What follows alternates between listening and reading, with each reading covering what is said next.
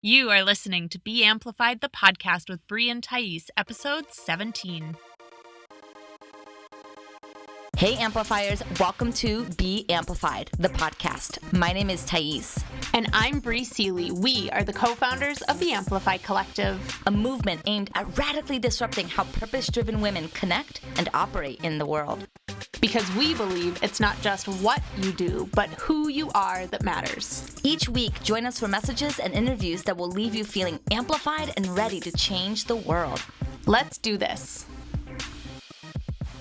Amplifiers. Hey, Amplifiers. Bri Seeley here. Hey, it's Thais. We have a fucking epic episode for you today. I mean, it is very near and dear to both of our hearts, and I think we're just gonna riff it out, and it's gonna be super amazing and super content rich for you guys. Yeah, the topic we're talking about today is something that not only do Thais and I deal with this on the regular, but literally all of our clients and all of our coterie members ask us this question all the time. Literally. And it's come up so much recently, like we just felt so called and compelled to share it on a deeper level, because for anyone that is a light worker, anyone that's committed to bringing bigness into the world, this is a conversation you're going to be having at some point, and most people aren't having this conversation, and we just really feel called to support everyone through this topic. Yeah. But before we get into the topic, I know that you have a review to read. I do. We love our reviews. We do love our reviews. We love. So for any of you out there listening, and you want to leave us a review, we will read it. We will read it. On air. And give you back some love for giving us some love. It's amazing how that works. Amazing. All right. So this one says, "Good morning, sweet friend. I just wanted to tell you how much I'm loving your podcast. You and Bri have such a beautiful, natural dynamic. It makes me smile every time I listen. Seriously. It sounds silly, but I feel like I'm on the phone talking with my friend when I listen, especially not having a strong community where we are. It's been the best. Keep up the amazing work.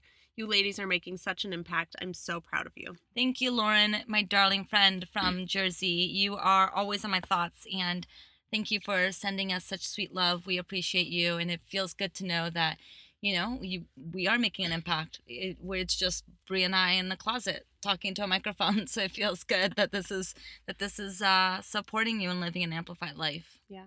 All right, so let's get into today's topic. Let's do it. So I mean, I know this is something that I've been covering with my clients for a long time, and it's the conversation of what happens when you are so insanely committed to growth in your life, and basically the people that you've been surrounding yourself with for the years or months or whatever are not committed to the same level of growth. And this can hit either on friendships, on the conversation of friendships, but also on the conversation of family and the conversation of a partner, of an intimate relationship.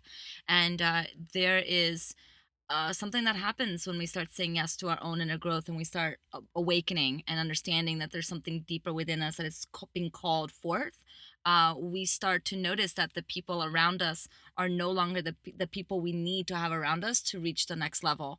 So what happens with those people? What happens if they don't join us? What happens if we no longer feel good and supported around them? What do we do?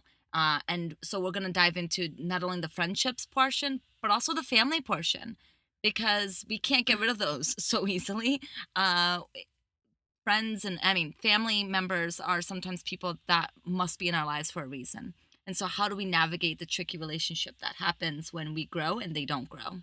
Well, and even in addition to all of these things, something as simple as, if you've moved out of your hometown, for me, I know that's a huge one. Yeah. Where I feel like I'm just being put back in this teeny tiny little box, and I'm so uncomfortable. And I've tried to voice before the pain that happens for me when I have to go back to that smallness, and what it brings up in me, and it induces panic attacks and anxiety. And so, this kind of happens on a whole range of levels. Yeah. And I think, I don't know, it's just something that is really, I don't know. Yeah. We're just gonna riff on it. And so I did my homework.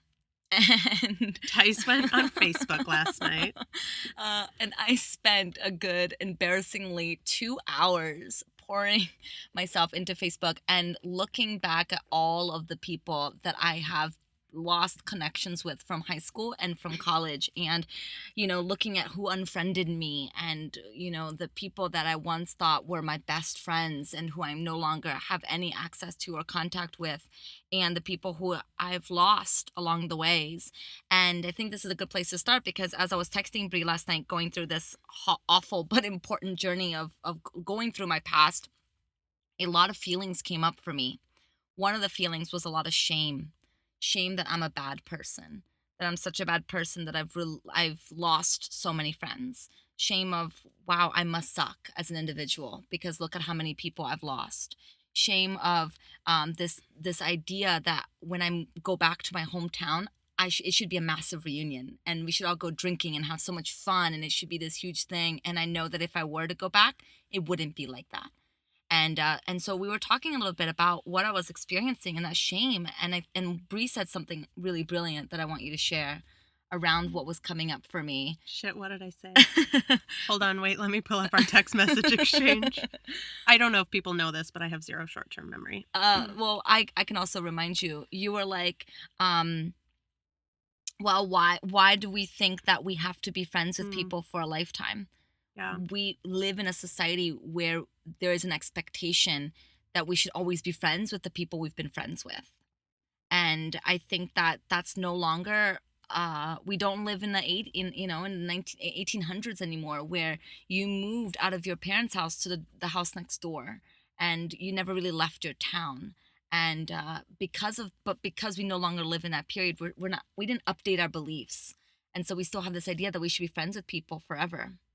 Yeah. So what I said was, we're taught to never change. We're taught to stay the same, and we're taught to be friends with people forever.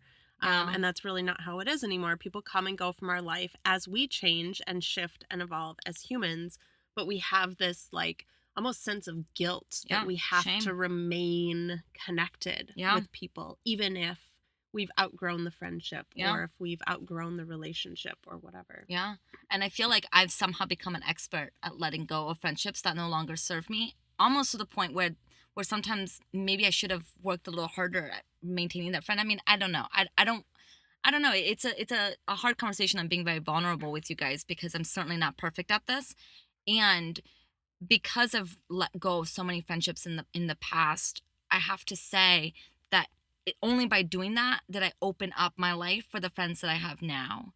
And I think that that's a really important transition of knowing that you can only fill your life with a certain number of people and be really present with those people.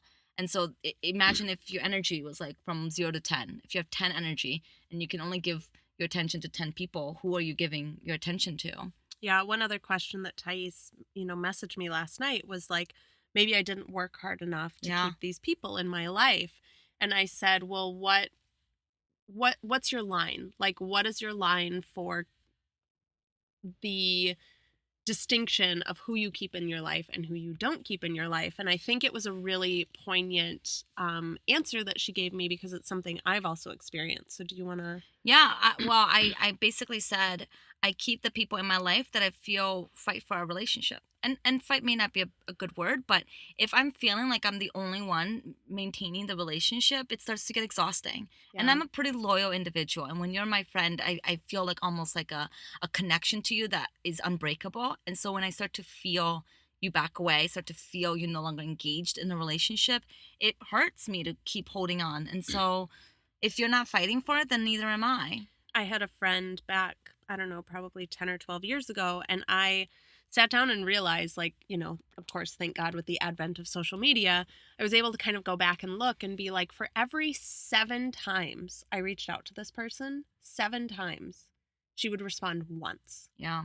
And it was such a moment where I was like, holy shit, it's totally a one-sided relationship. Yeah. And then I realized even deeper, she would only reach out to me at the times where she was at a low, where she was feeling bad about herself and needed me to, pull her back up again, which we do for friends. Thais and I do that for each other every fucking day. Yeah. But when your only communication with someone is them essentially calling you for, I always joke that like it's like a hit of the Bri drug. Like they call me to like get a hit so that they feel better and that they can then move on and go on with their life. But I don't hear from them anytime. in between when they need those hits. And You feel used. totally, I don't want to hear from someone just when they're having a shitty day. Yeah. Like those, though, my energy for that is reserved for the people that call me when they're having brilliant fucking days, or when Yeah. they want to check in and see how my day is going. Like then I'm cool supporting someone through that stuff. But if it's just a person that's reaching out to me once every 7 times I reach out to them and just bitching and complaining about their life and essentially using my light and my energy to bring them back up, it's just not an equal exchange. And I am unwilling to engage in relationships like that. Yeah. Well, and I've been thinking too about the people from my past that I used to be so connected with. And thinking back to the type of conversations that we had, and thinking back to the type of person I was in that point, and what would happen if I reached out to them now. Odds are I would probably regress. And that's what often happens when we go back. When we lose contact with someone, let's say we lose contact with our friend Amy, and Amy and you were only friends for a period of high school. So if you were to go back to hanging out with Amy, odds are you would spend the entire time catching up on all of the people that you've known, because that's your point of contact. That's where you guys can relate to each other. And odds are you also regress as an individual and go back to the person you used to be around Amy. And the problem or challenge or opportunity for growth there is that we have evolved into light workers, and when we regress it literally exhausts us. And Mm-hmm. usually when we leave those interactions we don't feel good about ourselves, we don't feel good about the time that we just spent, Yeah. right? Yep. And This is something that happens to me actively when I go back to Minnesota. And yeah, it's taken me about, I mean, fuck, it's taken me like 10 years to even put words to this yeah, because I didn't actually understand what was happening. But when I go back, I feel the need to diminish myself oh yeah, and to make myself smaller. be And it back the was Bri that lived there. exactly, Yeah, and the Bri that everyone was comfortable with. yes, And that for me and that maybe showing even up, you felt comfortable with. yeah. Yeah, And so for me showing up and not shining my light and not being the brilliance that I am today, is really fucking painful. yeah, Like not it's like only, fitting a big shoe in a, I mean a big foot in a tiny shoe. yeah, Yeah, totally. And I mean, last year I had my first ever panic attack when I was back in I Minnesota. remember that. And it was hard. I had no idea what the fuck was going on. And Yeah, I could literally feel like the big shoe in the small, like there was something inside of me that felt the need to get out because yeah, I was stuffing myself so small yeah, that my bigness just couldn't exist yeah, anymore. And I wanted to literally rip my skin off. I remember I was driving, um and I wanted to rip my skin off. Like I have really long nails and I was really close to digging them in and like pulling because yeah, it was that painful. And it can be this way with relationships in your life yeah, too. yeah, Who are yeah. you surrounding with yourself that's literally diminishing you back to the place that you used to be? And how is that supporting you now and the growth that you're achieving and the person you're trying to be to bring your voice into the I world? mean, my rule is I hang out with people that make me feel good.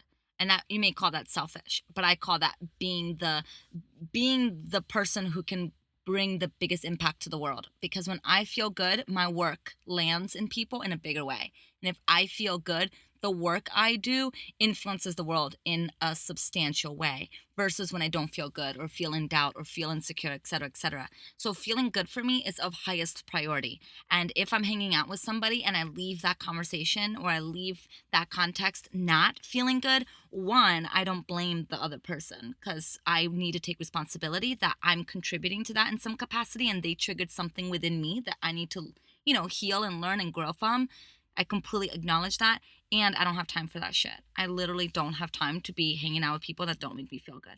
And I find that to be a really good way to guide my life, and it allows me to feel good in a bigger way, on a more consistent basis, and it gives me the space I need to do the work so less and less people trigger me and not make me feel good because I'm no longer giving them permission and power to not make me feel good, if that makes sense.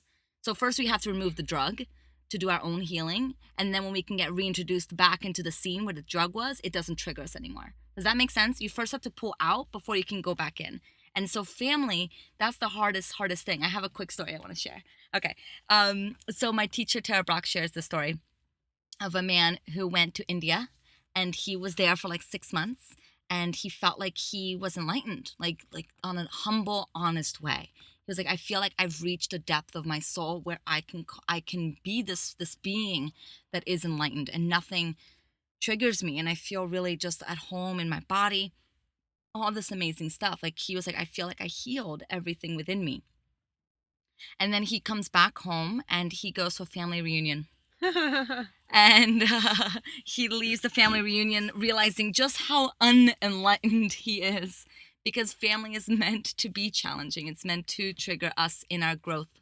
And so use my 2 steps. First, if they don't feel good, pull back. Pull back for your own sanity. Do the healing you need to do so that you can then get reintroduced back into that atmosphere and it not trigger you as much. And before we move on from this step, I think the one really important conversation to have around pulling back is boundaries. Yes. So, what boundaries do you need to have in place around these people in order to support you in whatever you need? So, for me, it looks like, I'm headed back to Minnesota in a few days. Yeah. And my boundary for this trip that I have never implemented before is I've gotten a hotel and I'm staying with a friend for a few days, and I got a rental car, and I'm not staying at my parents' house because I just can't. I just don't feel like that supports me. Yeah. And that's a hard decision for Bri. I mean, I've seen her go through a lot of thoughts and processes around what this looks like for her. And so I'm really proud of you for saying yes to the boundaries necessary for you to go home. And because I know you want to go home, you want to see your grandparents, you want it to be a good experience for you. And do it in a way where you can actually then leave and continue to feel good about yourself. So yeah, boundaries is important. What friend are you giving too much permission to take over your time? A friend that may not be empowering you. How do you feel after you leave these conversations, and what boundaries do you need to put in place? Not saying that you need to cut people out. It does not have to be black and white. It does not mean that you just never talk to people again, especially if they're your best friends from 30 years ago. We're not saying that. It's just honoring, how do you really feel around this person? How can you make sure that this person has the proper boundaries so that you can stay in your zone of genius longer in your life? Yeah. And even if it's something like you're just unwilling to have a certain kind of conversation, Totally. really just opening up and saying, I love you and I love having you in my life. And I'm unwilling to have this kind of conversation with you any longer. Yeah. So if you'd like to continue this relationship, I'd love to find different ways to connect, different things to talk about.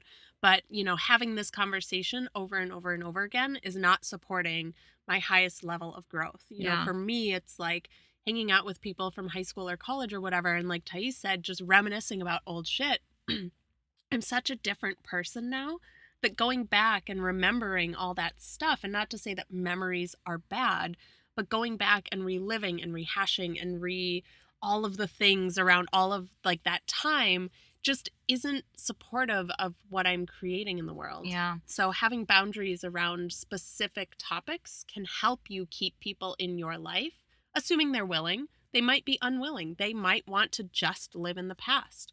And if that's what they want, then you have to decide if it's worth it to you to keep them in your life, or if you're interested in having different conversations and different interactions with people. Yeah, I think that, the word that keeps coming back into my head again and again and again is, isn't this selfish? Isn't this selfish? Isn't this selfish?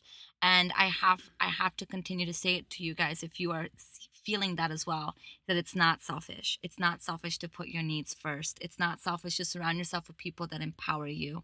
It's not selfish to decide that you have the control over who you allow in your life and who you don't allow in your life. That's not being selfish, that's being centered, because your energy is important. And if you are using your energy in your work, if you are a service provider, if you are putting something out into the world that requires you to be in your highest place, bringing surrounding yourself with people that keep you dragged down is only going to keep you down. This is not selfish. This is the most unselfish thing you can do for the world.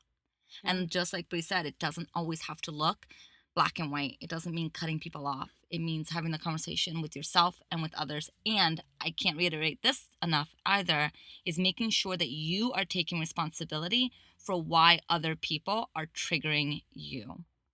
because you can cut somebody out of your life and be like, oh my God, she's such a drama queen. I'm just never going to talk to her again. And then you cut her out. And then the next year, you make the same type of friend. Different name, different Hmm. face, but she also is a drama queen. And then the next year, you make another friend and she's also a drama queen. And you find yourself in this constant pattern of being in drama and being caught up in all this shit. Guess what, darling bun? It has nothing to do with your friend and it has everything to do with you and you attracting that energy into your life. And so that's where you need to take a real self assessment to see why you are allowing these people in, what energy is allowing this to unfold in your life, and where you need to do the inner work. One of my favorite filters for deciding who is in my life and who isn't in my life is the idea that you are the product of the 5 people that you spend the most time with. So if you're looking at the 5 people that you spend the most time with in your life and you don't like this or you don't like that, or this annoys you about them or whatever, it's likely because it's your shit. Yeah. And so, if you're interested in becoming a different person, or if you're interested in evolving who you are in the world, you first have to take a look at your own shit. And then you have to decide who needs to be in your life in order to make that your reality. Yeah. So, it's taking ownership of it internally before you look at the external things, and then figuring out, how do you build a support system around you to support. I just said support twice. Anyways, how do you build a system around you to support you in being this more evolved person? Yeah. So looking back at my friends from high school and college who I'm no longer really connected to in my life, although I take full responsibility for the behaviors and actions that have led me to losing them, I do have to say a lot of the lost friendships was looking back divine grace. It is grace that they're not in my life anymore because those people would have pulled me down in their spiral again and again. And it's almost as if by the grace of the universe or God, he pulled his hand and he goes, you know, I'm going to pull this person out because as much as you think that their person is benefiting you, they're not benefiting you. So I'm going to pluck that person out of your life and put a void in there for you to fill it up with somebody better. And so again, it's not that I'm not taking responsibility. I totally acknowledge whatever happened. And I'm just so grateful that they're not in my life anymore. As much as I can reminisce and I can love them and I can send them all of my love and my humility and hope that they are living the best life that they can live, I don't have to do that and be in conversation with them. I can love them from afar. And when I do that, my goodness, then I can really be choosy about who I let in and choose people like Bri and choose people like my Mistress Mind sisters and choose people that empower me and excite me. And you always have a choice. You always have a choice. And sometimes it's by divine grace. Sometimes it's just grace that ends the relationship and allows you to move forward in a bigger way. And so grieve the loss and be excited about the future. So I've been feeling a lot lately like I have I've been making some huge, like huge, massive up leveling shifts in my life. You need to talk about the elevator. That's what I'm doing. Oh, good. Glad we're on the same page. Uh-huh. So I've been experiencing a lot of change lately. I mean, in my business, in my personal life, I'm moving my apartment. I am selling all of my belongings and refurnish. Like, I am changing everything in my life. And in the same time, I've really had these moments where I'm like, who can I even call in my life to celebrate these things with me? Like, who do I have on speed dial that I can actively that can actively support me in that part of my life? And it's been kind of a hard conversation where I feel like, obviously Thais, but I haven't felt like I have a lot of really, really, really strong, solid, powerful people in my life that I can speed dial. And I was talking to a colleague a few weeks ago, and he shared with me this brilliant analogy that one of his mentors shared with him that talks about how, as light workers, we're essentially on this like energetic elevator. And when you start at, floor one, you get on, you have all these people on the elevator with you. And as you go up, level by level, maybe you're making more money and it makes a few people uncomfortable. So they decide to get off your elevator. And then maybe you have some like really high level public appearances and it makes some people uncomfortable and they get off your elevator. And you go up and up and up. And all of a sudden you look around one day and maybe there's only 1 or 2 people on the elevator with you. And as he and I were talking, I was like, holy fuck. that's like exactly how I feel right now. Like I have very few key people on my elevator with me. And I was like, what do I do if I'm building this new support system around me that's helping me be, a multi six-figure woman in the world and building this like epic empire of inspiration and all of these things in the world.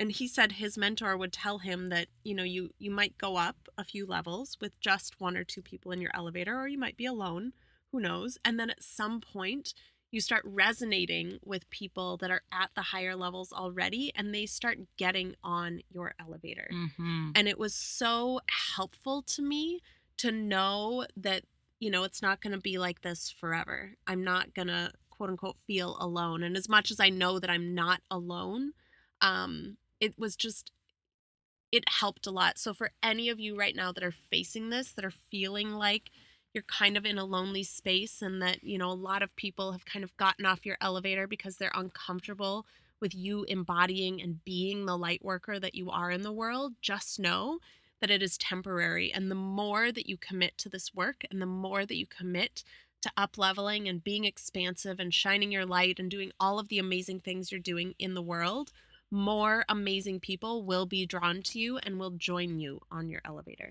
Yeah, you have to be willing to do it alone. I gotta admit, you have to be willing to do it alone. Not that you'll be alone forever, but part of transitioning is knowing that it's part of the process. You got to clear out the old before you can bring in the new. Yeah. And that may require you being alone for a little while. And it's never permanent. There's so many brilliant people out there who are ready and willing to support you. You just haven't reached the level of vibrational frequency to match theirs yet. Yeah. And I love that analogy. Is that an analogy, a metaphor, whichever one it is? Crap. Yes, both. Yeah. I don't know. Well, whatever it is, I love it so much because I think it gives context to the growth and what it looks like to grow. And I do want to say that part of growth sometimes means not being able to get rid of people, and that includes our family. And not being able to get rid of them, I simply mean that they may really bring up a lot of stuff within you that you don't like, and you don't really want to surround yourself with them anymore. But they're your family, and unfortunately, we can't choose our family. And by that, I mean, Well, we chose our family for a divine reason back at the soul level of existing. And now in the human level of existing, we sometimes feel like we don't get to choose. And that's where we want to invite you to reconsider that you always have a choice of how much you allow them to affect you and impact you. And if you don't want to cut them out, that means you're making that decision that you don't want to cut them out. And that's a great decision if that's where you are at. And it means that you now have to take responsibility for what they trigger within you and do the work so that you can go back to them and not have them affect you. mm-hmm.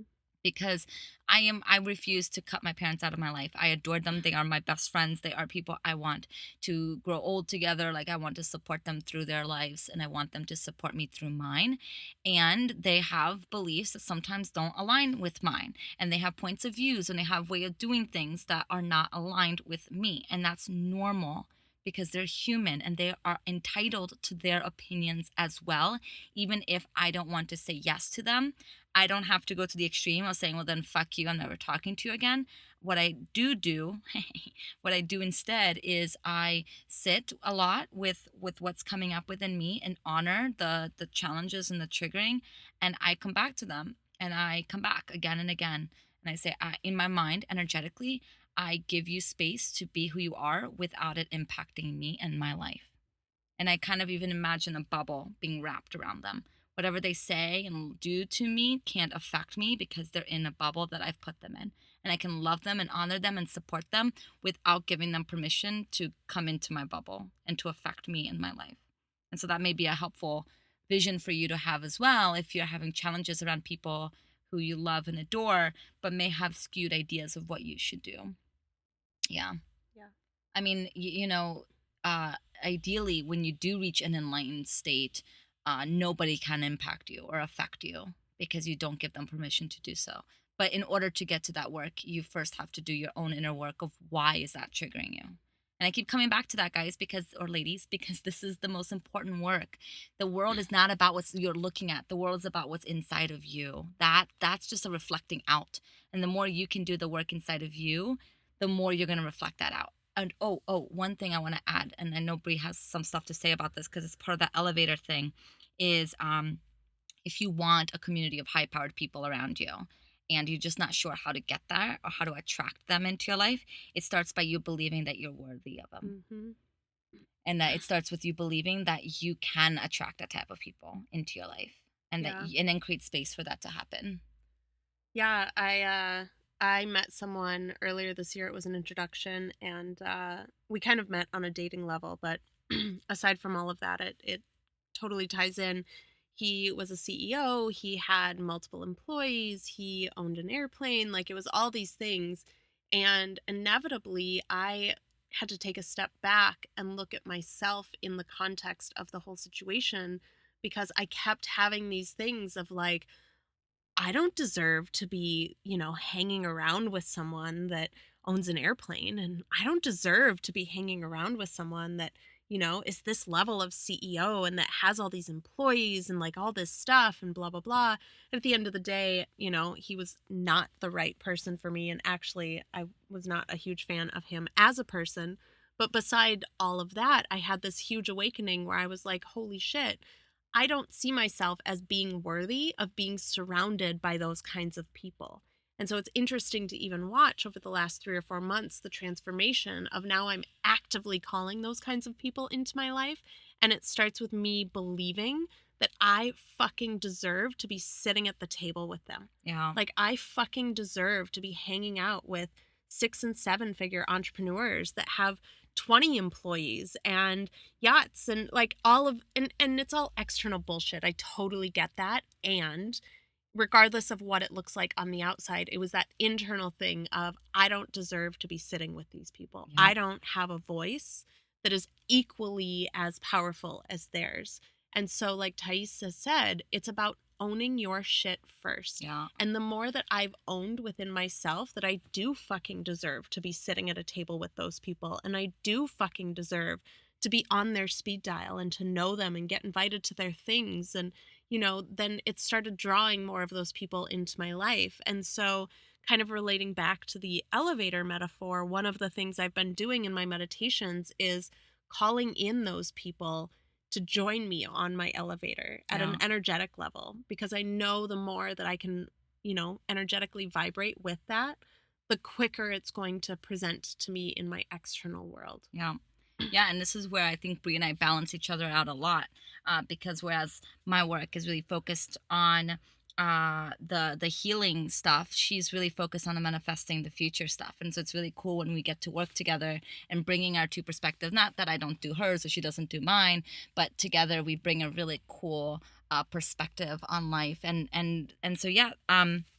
This conversation is so good, and I'm sure you can all relate to a time in your life where you felt like maybe the people you were surrounding yourself with are no longer the people you want to be surrounding yourself with. And we got to reiterate, it doesn't mean going black and white and ninja cutting people out of your life, but it does require you to ask the questions and to stop living by default. Okay. Well, and I just want to, and I just want to reiterate as well that you're not alone. Like, you're not the only person that's experiencing this. I Yeah. know, we talked about this in the coterie, and I feel like some of the women had a little bit of shame bringing it up. Yeah. Like, what do you do when your friends aren't supporting you anymore? And it's something that fucking all of us go through at some I level. was just there last night in my Yeah. little Facebook rampage. I've been going through it actively for the last several weeks. And so just don't stop with the judgment if this is you. Like, if you're going through this, there's nothing wrong with you.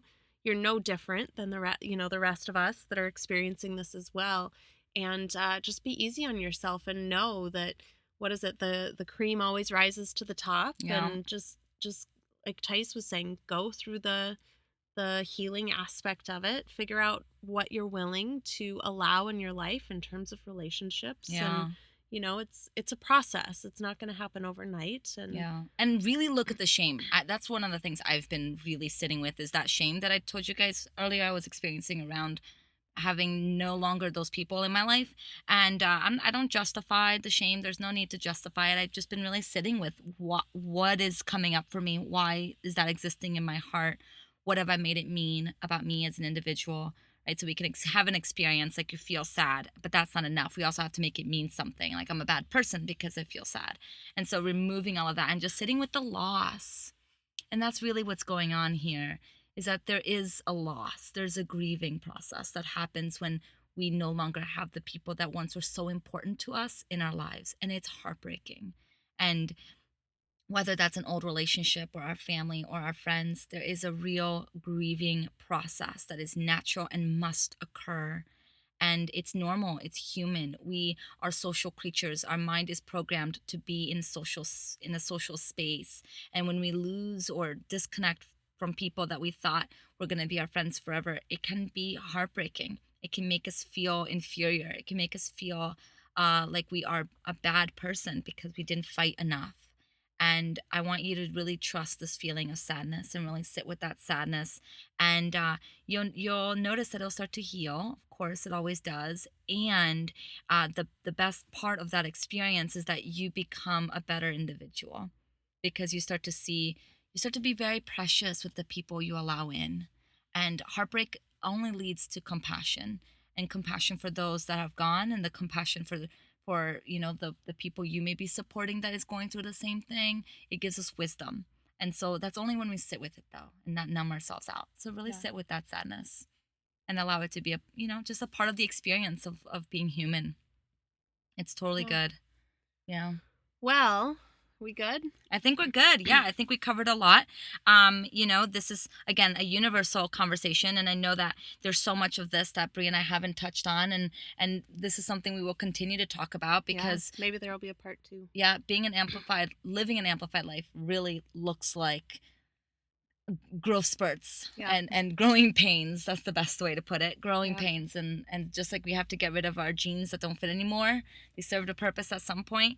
Sometimes we have to cut us off from people that no longer serve us. Yep. And it's part of living, it's part of life. And so thank you guys for listening in. We love Mhm. you. As always, you can find us on Snapchat, Twitter, Facebook, and All of the Instagram, socials. all of the social medias at the Amplify Co. Feel free to share with us your experiences around this topic and let us know how it's affecting your life. And if there's any great takeaways that you have from this episode, we'd love to hear them and also then reshare them with our community. So, Use hashtag Be Amplified. We'd love to see yes. it and support you. Yes. So until next week, go be amplified.